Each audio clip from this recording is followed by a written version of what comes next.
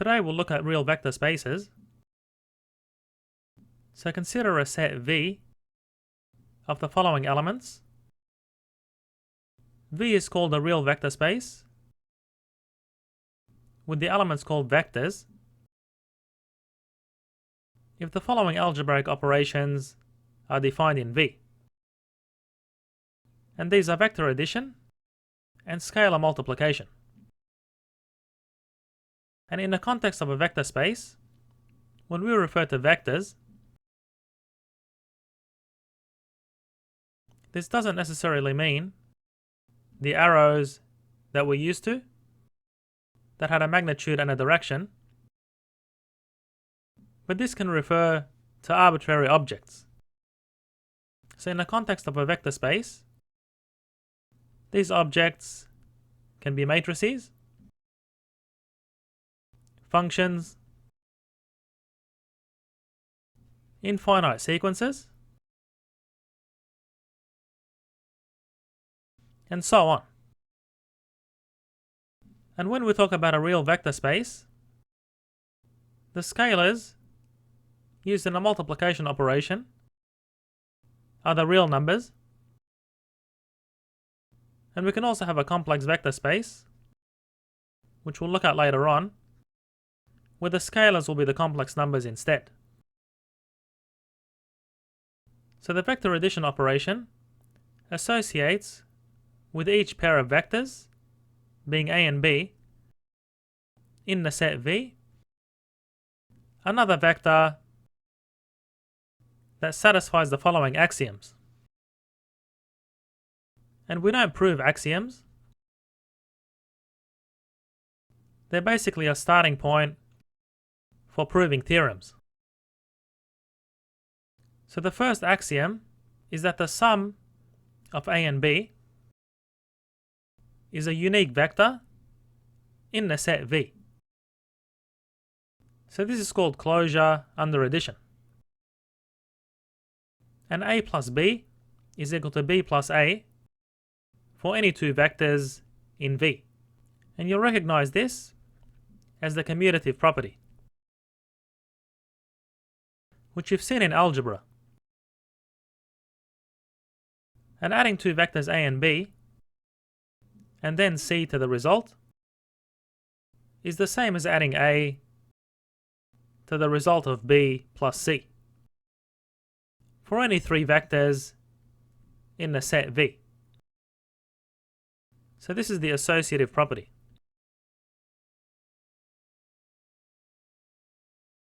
And the zero vector is a unique vector in V, such that for every vector in the set, A plus 0 gives A. And there is a unique vector for every vector in the set V, which is denoted minus A, such that adding minus A to A gives the zero vector. And again, to reiterate, vectors in the context of a vector space are arbitrary objects. Now similarly, scalar multiplication has a set of axioms.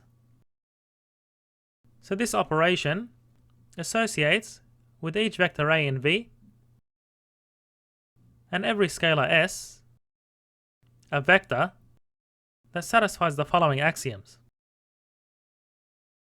So the scalar multiplied by the vector, being the product of S and A, is a unique vector in V. So this is called closure under scalar multiplication. And here we have the distributive property of scalar multiplication. So this applies to every scalar and also every pair of vectors in V. And we have another distributive property where we distribute the vector A over the addition of two scalars. And this applies for every scalar and every vector A in V. And here we have the associativity of scalar multiplication. So multiplying a vector by a scalar and then multiplying the result by a scalar is the same as multiplying the two scalars by the vector. And this applies for every scalar and every vector in V. And multiplying one by a vector should give that vector for every vector in V.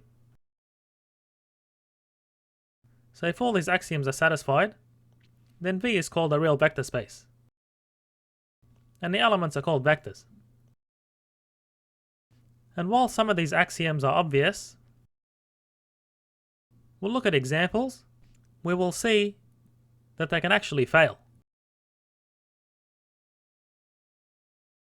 Let V be the set of all ordered pairs of real numbers with the following addition and scalar multiplication operations on A and B, as shown. And we're asked to determine if V is a vector space. So recall that V is a vector space if it satisfies the following axioms, which I've put here for your reference. And first we'll check closure under addition. So if we have two vectors, for example, A and B, then we can see that adding them together is the same as adding their components. And the result is an ordered pair of real numbers, which is in the set V. So therefore V is closed under addition. And it's straightforward to check the commutative property. So I'll leave that for you to verify that it's satisfied. And the associative property can also be verified quite easily. So if you have a third vector being the following pair, then you can add A and B to C, and then add B and C first and add it to A. And the result will be an ordered pair of real numbers. And similarly, if you add any vector to the zero vector, then you get back that vector. So that'll be also obvious if we look at the zero vector in R2 as having the components 0 and 0.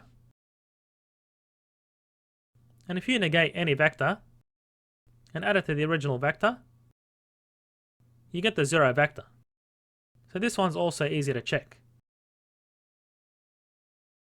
Now the scalar multiplication operation is where it gets interesting,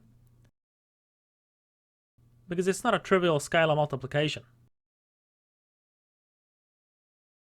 So for the first axiom, we can see that the set V is closed under scalar multiplication because the result of multiplying a scalar by a vector gives an ordered pair of real numbers. So this ordered pair is in V. And for the distributive property, we basically multiply the scalar by the sum of two vectors. So we'll just replace A with A plus B. So that will be equal to S by A1 plus B1.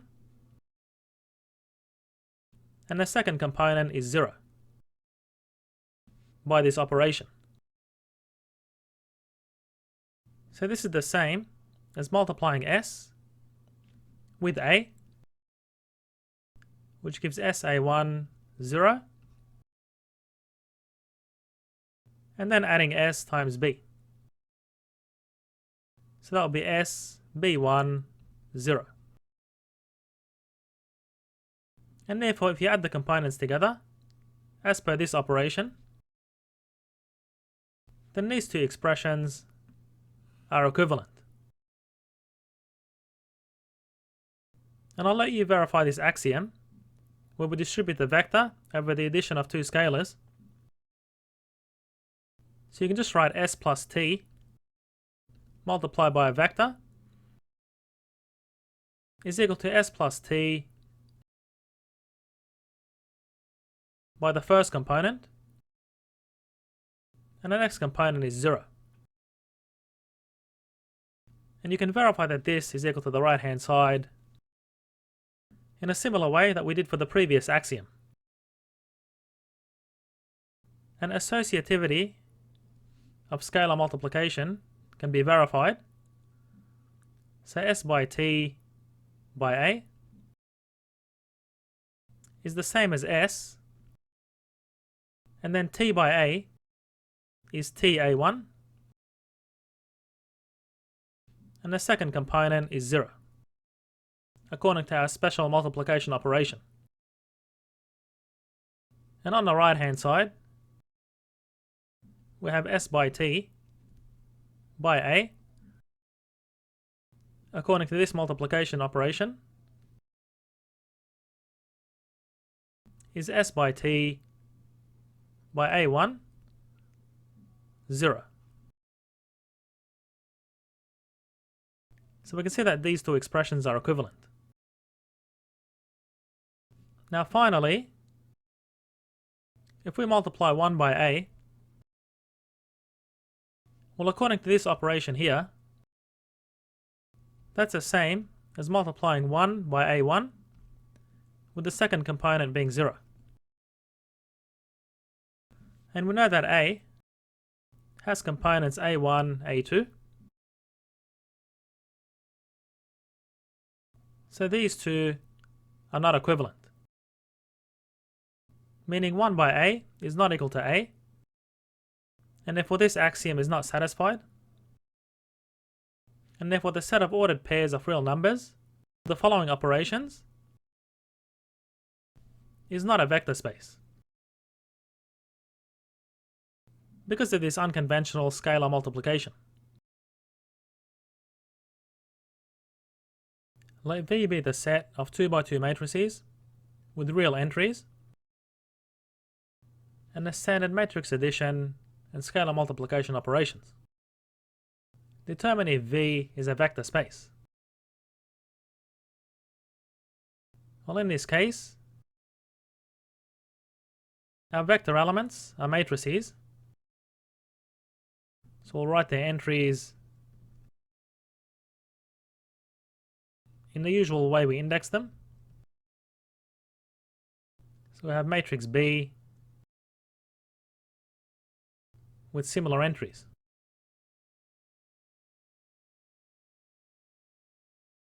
And you can see that adding A and B results in a 2 by 2 matrix with real entries. So A12 plus B12 and so on.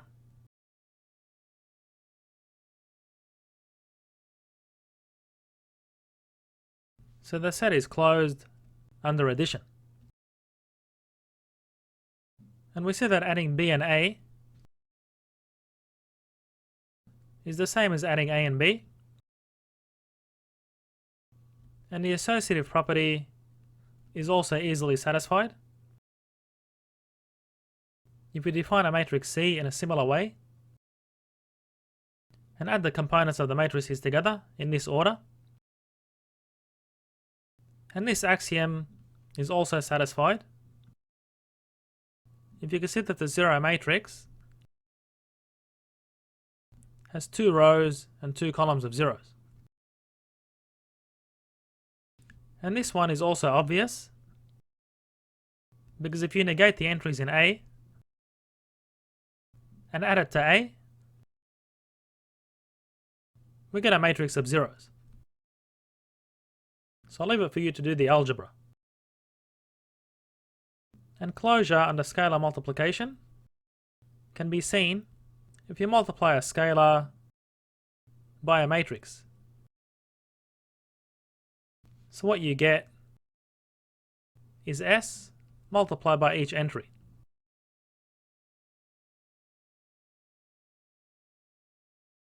So the result is a 2 by 2 matrix with real entries. So therefore the set V is closed under scalar multiplication. And the distributive properties are also trivial to verify, and so is the associative property. So for example, if you multiply this matrix by a scalar t, and then multiply it by s, that's the same as multiplying the two scalars first. So that's straightforward. And similarly, if you multiply the matrix by 1, you're going to get that same matrix. Let V be the set of continuous real-valued functions in the open interval from -infinity to infinity. Determinant B is a vector space given the following operations, being addition and scalar multiplication. So if we visualize this as some vector f having one component and some vector g having another component, now closure under addition follows from this operation. So as we can see, adding f and g of x gives f of x plus g of x, which is an element of V. And closure under scalar multiplication follows from this operation. So if we multiply f by a scalar, that's the same as multiplying the scalar with f of x. So the scalar times f of x is also an element of V. And you should be able to verify commutativity and the associativity of vector addition. And this axiom on the zero vector can be visualized if we plot a function, for example, that's 0 everywhere from -infinity to infinity,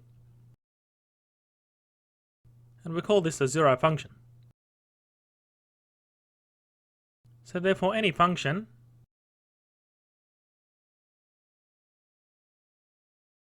plus the zero function gives back that function.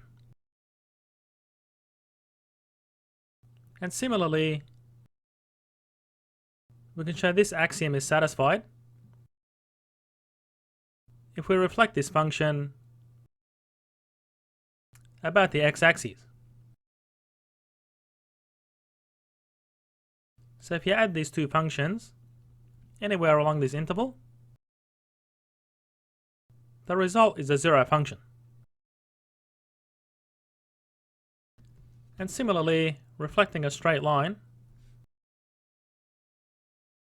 you can always find the negative of the function